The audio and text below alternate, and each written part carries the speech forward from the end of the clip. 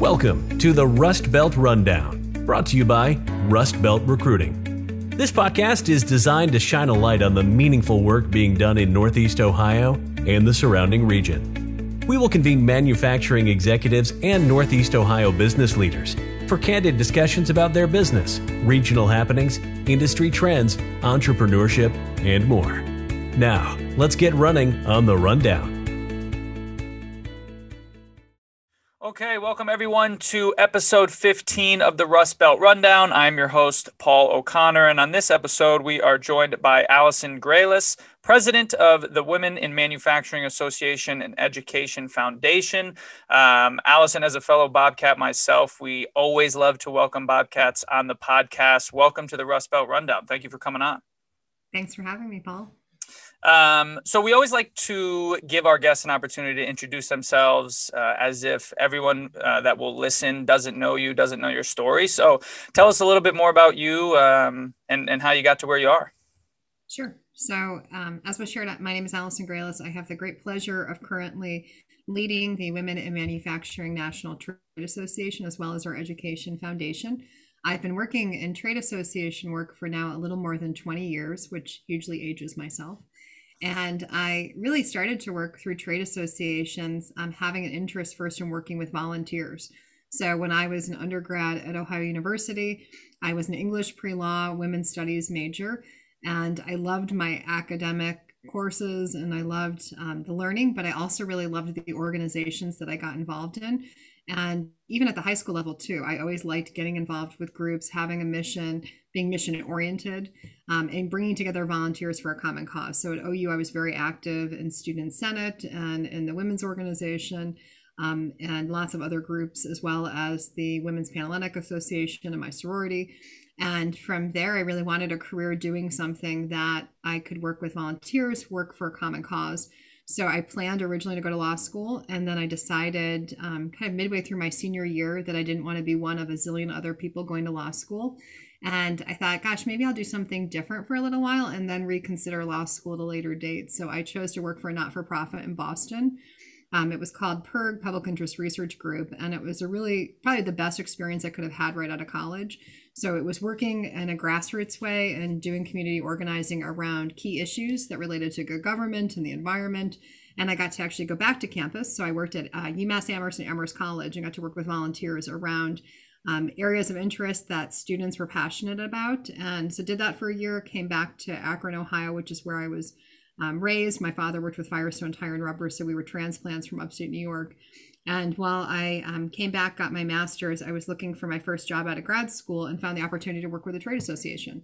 So it was a great alignment of getting to work with, at the time, with the Precision Metal Forming Association, small to mid-sized privately held companies, business leaders, and to represent their interests both in government as it related to regulations and also as it connected to training and development and education.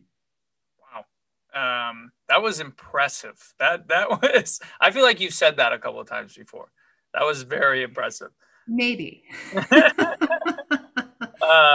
Yeah, but it's all very true. And I think what's interesting is that I talked, to people that I mentor and people that I professionally connect with, and I think none of us, I'm mid-40s, and I think none of my peers, colleagues probably ever dreamt this career roadmap right to where they are present day. And so you have lots of kind of opportunities that come your way, or you may find a new interest that lends you to where you end up professionally. But for me, I feel so very blessed because I have lots of friends who are in jobs that they never intended to be in, and that unfortunately they don't align with what they're passionate about. I have the great pleasure of working for an organization that completely aligns with my connection to wanting to work on women's issues, to help women be successful leaders, to help us change cultures of companies and to make them more inclusive environments. So for me, it was a great alignment of I love to work with volunteers. I like working with trade associations, and now to get to do it for a mission I'm so very passionate about is really exciting and very fulfilling. I think that's the important part, right? Is if you can identify, like you mentioned, mission driven, that's super important because I think if you are not, especially early on, you can end up, like you mentioned, far along in your career, and maybe you're not as passionate as you want to be, or things happen. You move or another opportunity presents itself, and maybe it's more money. And so you take it, whatever the reason is. There's a million of them. But then a year, 2, 5 years go by and you kind of look up like, wait a minute, what am I doing again? Do I love this? Right. And so if you do have a mission, whatever it is, you can definitely change industries. Your mission can be, throughout multiple industries, but as long as you kind of have that North Star, usually you're happier than not. Super important. Okay, so you've been involved in numerous associations throughout your career, and I am actually new. I'm new to the Columbus area. I'm actually just started in the real estate industry, and so there's a ton of associations there as well. And I think associations can have different meaning based on the industry. So really, the question is, can you expand on the importance of association work within the manufacturing industry? Yeah, so industry associations, I think, are one of the best investments a company can make, regardless of size. And the reason is that an association is going to bring together people that are like-minded, that have similar processes, similar interests, and they're going to band them together to share resources, to share information, to support one another, to share capabilities. In my nearly 20 years with the Precision Metal Forming Association, I got to see time and time again companies that were sharing business and sharing expertise and helping advance and rise up other companies and to make them better. And so an association is going to help you make those connections that by yourself you might not have known who else does the same process or who else complements my business. And then as well, why recreate the wheel? So companies can share policies and procedures and, share innovative ways that they're manufacturing things. And then another key component, obviously, to trade associations is often the advocacy. So organizations that can represent together the interests collectively of a similar group of individuals. So, a trade association really is, I think, one of the best investments a company can make to help advance their businesses, to help them keep them cutting edge, to help be aware and to be knowledgeable about all of the new technologies that their company can impart to make them more profitable and more productive and competitive. And, it's a great way to meet a peer network. So, one of the reasons WIM got started as an organization and a trade association was to make those connections for women in industry. I started my career in my 20s working in trade association work and found that I was usually one of just a few women at conferences, one of a few women in boardrooms. And, that shouldn't have been the case. But what I found is that women were hungry for this network. How do I find other women like me? How do I know that, it isn't just me dealing with some of these issues? I'd love to talk to other women.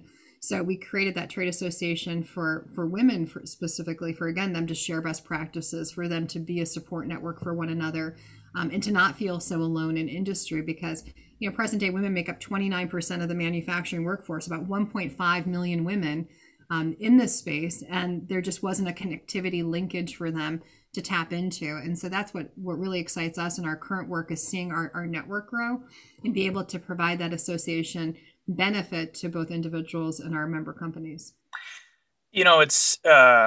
It's a little scary because you kind of think of, well, this is only 10 years old. So what were women doing before this? And the answer was probably nothing, right? There was no opportunity. There was no network like this until you created it. So let's talk about that. I mean, obviously, as the founder of the organization, what led you to this? And what has the last decade looked like? Because I'm sure it has transformed multiple times. Yeah, it's been a really exciting 10 years to kind of really lead a startup.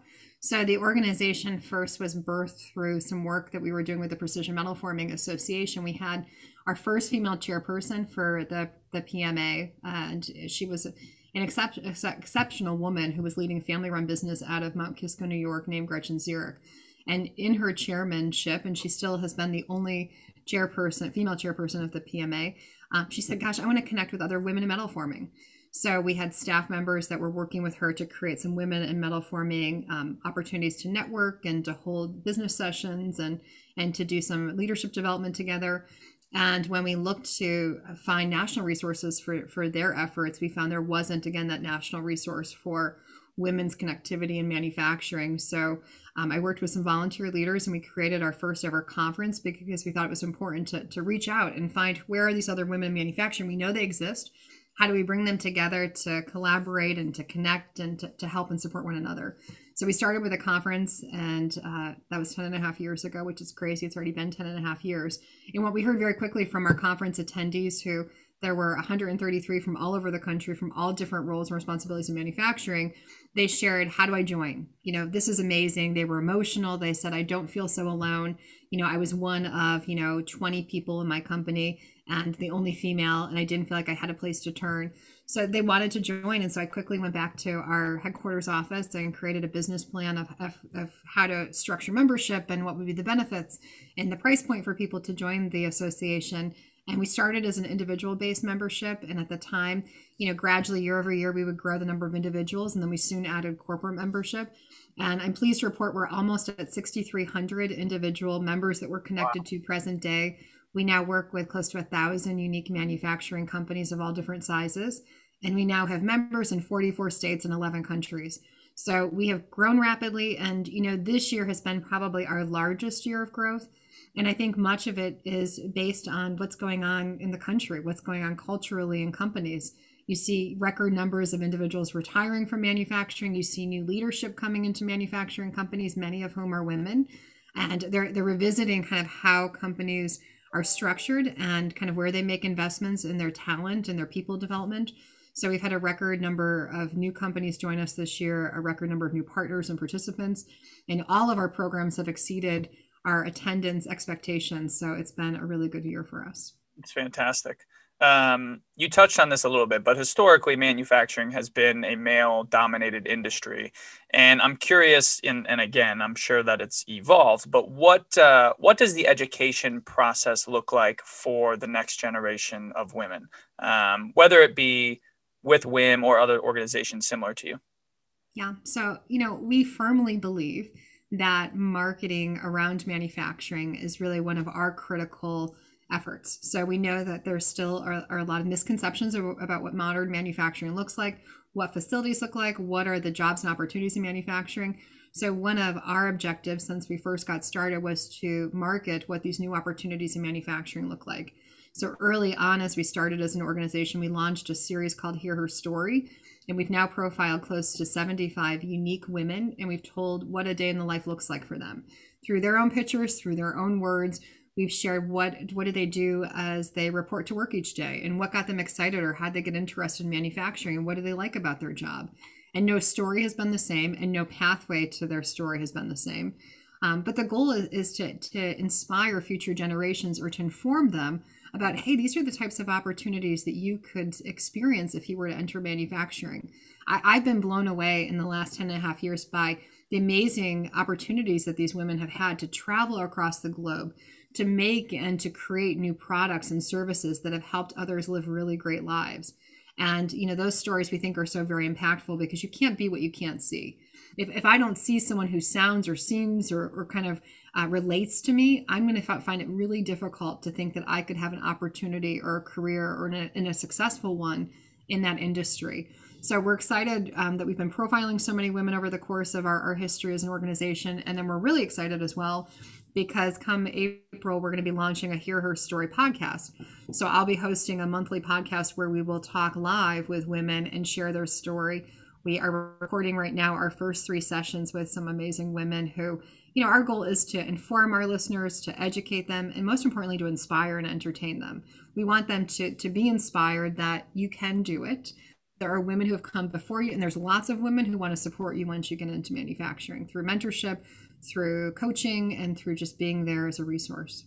That's awesome. Man, I love that you can't be what you can't see. I'm going to come back to that in a second. But okay, so the marketing aspect is super important for women that may be in another industry or maybe coming out of college or whatever. Are you doing anything for even the younger, like let's say elementary school, middle school? Do you have any partnerships there in terms of, hey, because myself, I'm 31 and I have my own preconceived notions about what manufacturing is, what it looks like you mentioned, right? Like, I don't know, it's it's putting together steel, right? Like all these like old school things that people probably still think actually, and that's just not it. And technically manufacturing is everything. Like, our iPhones are manufactured. Everything is manufacturing. And right. so do you have any initiatives there with, and pick a grade, it doesn't matter, but maybe some of the, younger demos?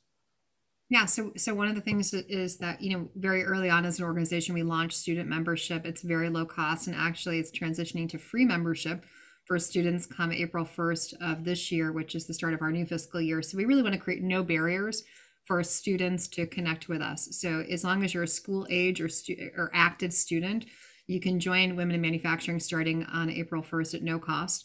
So they would have access to all of our resources, all of our recorded learning sessions that are part of our virtual learning library, and then as well access to our network.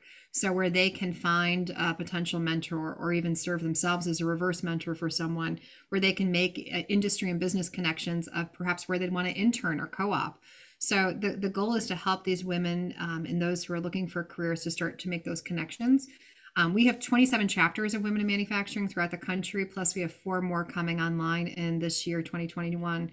And our chapters have been our key vehicles for academic outreach to K through 12 institutions, as well as community colleges and higher ed institutions.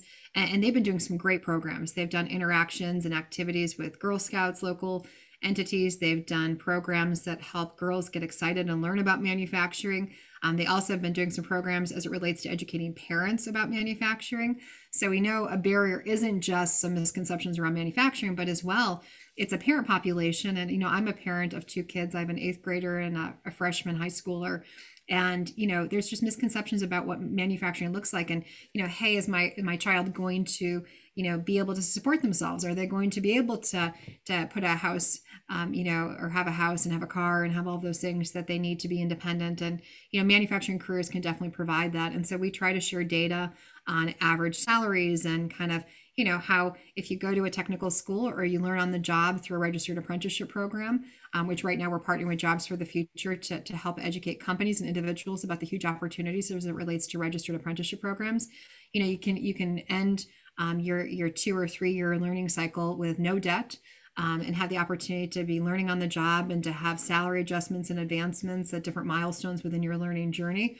So lots of opportunities. And again, we nationally work on this front, but we also have some amazing volunteer leaders at the chapter level and companies who are helping with direct outreach to community colleges, to students through K through 12 institutions and doing workshops.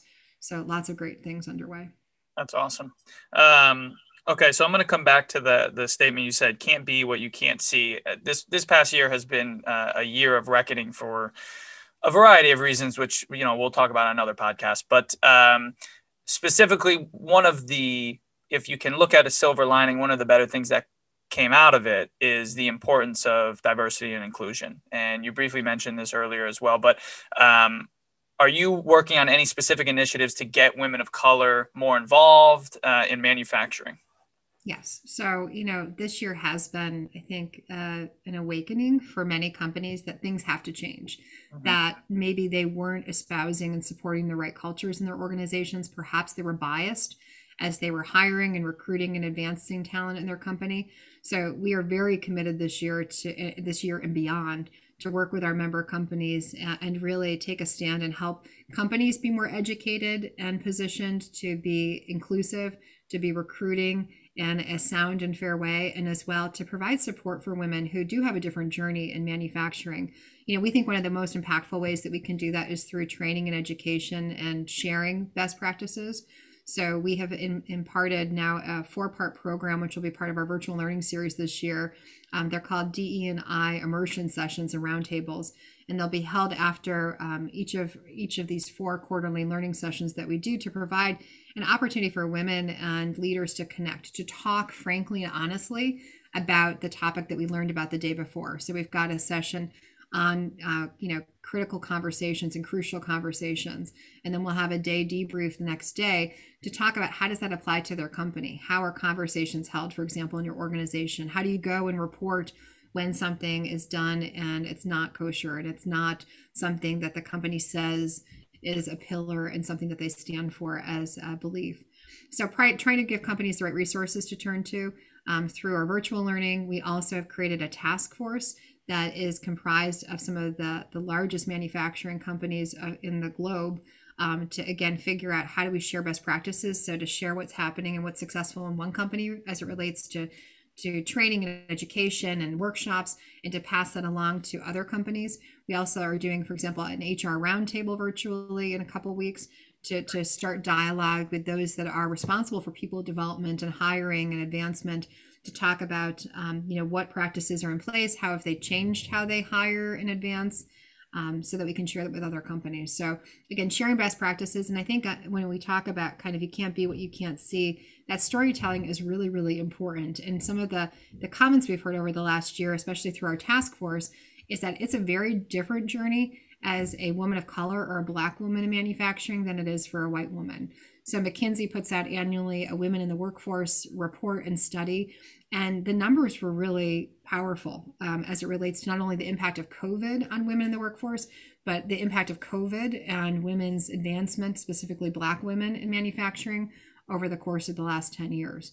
So our goal is to share some of those stories of successful women of color and Black women in manufacturing, and how did they navigate their journey. So we've tried to impart content and educational tracks that relate to that storytelling and that best practice sharing for those different populations at each of our conferences. So we just had our WIM West conference a week ago, and we had, for example, an outstanding speaker, Sandra McNeil from Amazon, who had a very long career in automotive prior to going to Amazon.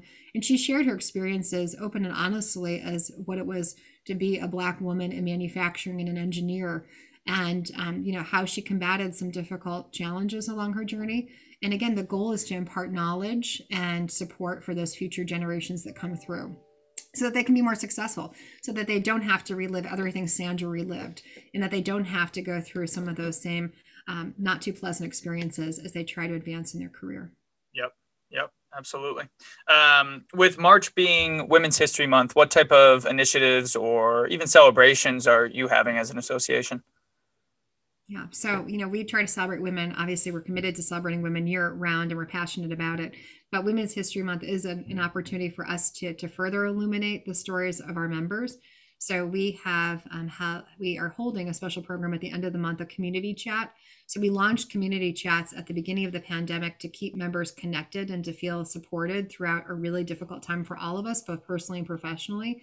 And they were, a great vehicle for us to get members from all over the country and globe to chat, to talk, to problem solve. And so we're launching a special community chat on the 31st. It's complimentary to attend. It's from noon to 1. And the goal is to do quick, almost minute mentoring, where we'll be throwing women together to make quick connections, to share some words of wisdom and support, and just to celebrate each other. So that's kind of how we're wrapping up the month. And then throughout the course of the month, we've as well have gone back and reshared our Hear Her Story series, so that we can reintroduce some of those stories that could have been missed of, again, these women who have made outstanding accomplishments and also made great contributions to the industry throughout this month. So those are some of the things that we've done this month. And again, we celebrate women and try to support them, of course, in a successful way year round. That's awesome. That's great. Sounds like a great event to end the month, though. That's fantastic. I like the idea of like minute mentoring, quick connections, and then let people, build it from there. I like that.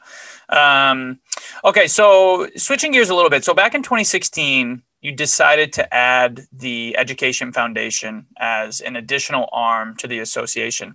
What was, the motivating factor for that decision, and then how has that changed or helped, members across the country?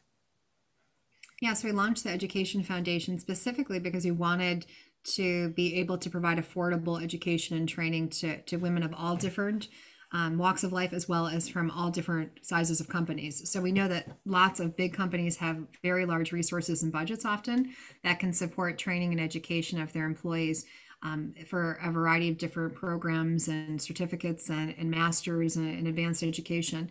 But we know there's lots of companies that can't afford to send women to typically expensive programs and educational opportunities. So the goal was to launch the foundation to provide people scholarships and to provide them the right resources and affordable resources to advance their training and development. So the first year that we got started, we had a very generous gift from the GE Appliance Foundation, and they gave us money as we started our leadership lab for women in manufacturing. It was the first of its kind in the country. We partnered with Case Western Reserve University here in Cleveland, and we had our first class, our cohort of 20 women graduate from that program in 2016. And so it was an amazing experience to launch our first formal leadership program. And since then, the foundation has now grown to offer 4 leadership programs. We have one for early career called our Management Development Program. We have our Leadership Lab, which has been renamed Leadership Institute for Women in STEM and Manufacturing. And that's underway right now. And we have our largest class to date. And then we have 2 new programs. The first one is our Leadership Consortium that goes live in May. And that is our first co-gender class where we have men and women participating in learning about lots of these topics that we've talked about as they relate to diversity, equity, and inclusion. And then the newest in the fall that will launch is our Empowering Women in Production program. So we know women at the hourly ranks and women in production and in facilities are often most limited to have access to training and education. They often can't travel or don't have the ability to go off site for training. So we're bringing training to manufacturing companies. So the program was designed in a virtual format and to be delivered locally well before the pandemic. So it just so happens that the delivery mechanism works, and especially now given the conditions that we are currently living in. So this program goes live in September on the 17th, and we believe we'll have more than 100 women in our first cohort. And these are women who, again, the goal is to get them to that first line of leadership. So to help them have, training, education, support, and guidance. There's parts and components of coaching and mentoring that are part of the program as well, to help build that confidence for them to want to apply and to be ready to apply for that first promotion. Awesome. That's great. So you mentioned that, it's been 10 years, which I'm sure has flown by. But what are some of the major goals or milestones that, as you look forward to the next decade that you're looking to achieve? Yeah, so we've started to do our kind of, we've always had a sight line of where we wanted to go. And as an organization, our staff has grown, our membership has grown. We've had great opportunities to have some amazing visionaries on our board of directors who have helped us with direction and looking at kind of where do we want to be when we grow up. So I think that, in the next 10 years, we hope to be a larger organization with more members. We hope to, more than triple in size. We hope to host chapters throughout the globe. So right now, our chapters are restrained and only in the United States. We hope this year to launch expansion into North America with a Canadian and potential WIM Mexico chapter. But we hope to be international. We've already been invited to participate in international conferences and share our expertise in what we're doing here in the US. But we'd love to have a global presence with chapters in lots of different countries that have a strong manufacturing presence. And then, of course, our biggest priority is to expand resources. So how do we expand and continue to grow new resources for individuals and companies as they're looking either themselves personally to advance and to develop professionally, or to have the right resources for companies to plug into that help them as they're building and developing their talent? Awesome. Okay, last question, and then we'll get you out of here on a fun one. But you're a board member at the Skilled Trades Coalition. Can you just tell us more about the work being done there and expand on the organization itself? Yeah, so the coalition was formed in 2019, and it was formed because we had many industry manufacturing leaders that we would see each other at conferences. We would connect through other industry related groups, and we all had the same common challenges. We had member companies that were struggling with how to attract and retain and develop their talent. So we decided to create the Skilled Trades Coalition. It was actually the creation by the Society of Manufacturing Engineers and the Association of the Welding Organization, AWS. And they created this coalition to bring together like-minded industry association leaders to share best practices, to share what were their organizations doing to support their members as they were working to recruit and retain talent and to develop a skilled workforce. So the coalition has met over the course of the last few years. We share sample campaigns that we're running, initiatives. And again, it's trying not to recreate the wheel, but rather to collaborate on a big challenge. I mean, there's 515,000 open jobs presently as we sit here today having our conversation. How do we help companies fill those 15,000 positions? And, we as associations have that role and responsibility to help our companies be successful in doing so. So the goal is to collaborate. It's been really useful to share best practices with other trade associations that are like-minded, and we'll continue to meet to, again, share and support one another. Awesome. That's great. Okay. Easy one to end. Sometimes it's the hardest one, but want to give you a chance to talk about your favorite place to eat around town. So first, favorite spot in Athens. It's okay if it's a bar because that's always my favorite spot. And then favorite spot in Cleveland as well. Okay. Well, I had trouble picking just one place in Athens because I had an amazing experience there for my 4 years. I was happy to leave in 4 years, and not to be extended like many of my friends who had too much fun along the way. Yep. And I would say my favorite restaurant was Souvlaki's. So my senior year, I lived at the top of Mill Street, right across from the A.E. Pie House, which I think is now not on campus anymore, and next to the Hillel Center. And it was my late night stopping ground was Souvlaki's, and I liked their Cajun fries, and their burgers were amazing. And my secondary, of course, is Casa Nueva, which I loved, and I had friends who worked there. And then I also had one of my roommates for most of my college career worked at Bagel Street Deli. So those would probably be my top three restaurants in Athens. And of course, I love the Burrito Buggy and lots of the bars and other bars and places too. But I would say Souvlaki's is probably my go-to. That's a good list. And very fond memories of eating there. And then for Cleveland, I think I've always liked Mediterranean food. I guess that was kind of my Athens go-to, and as well my current. So I live in Avon Lake, Ohio, and we have an amazing family-run business called Taki's Greek Kitchen, and they have phenomenal food. Their fresh fish is to die for, and that is my go-to presently in Cleveland that I love a lot. Nice. Okay. Well, we haven't had any doubles in terms of Cleveland recommendations, so that's great. You guys got a good restaurant scene. Okay. Last thing, and then get you out of here. Where can everybody find you, learn more about you, social, website, all that stuff? Yeah, so I am on Twitter and Instagram at Allison Grealis, and our website that has all and more information on any of the program services and member benefits that I talked about could be found at womeninmanufacturing.org. Awesome. Well, Allison, thank you again for coming on. We really do appreciate it, and best of luck with everything you got going on this year, and we'll talk with you soon. Great. Thank you, Paul. Bye.